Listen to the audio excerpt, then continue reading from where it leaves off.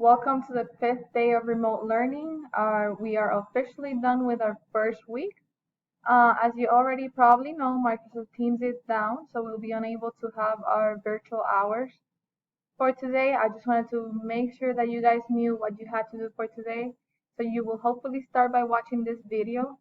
Then, per some students' request, I did a video going over yesterday's DOL and opened the second attempt for you to retake that DOL if you need to. I will keep the highest score. After you've watched the video, retaken the DOL, you can go to today's classwork PowerPoint that will be about claims, evidence, and reasoning. So you'll get to be kind of like a detective for today. You're going to take notes. You're going to answer the questions in that PowerPoint. When you're done, you can upload the Word document, or if you did it on paper, you can upload a picture of your paper. After that, there's a discussion on false claims.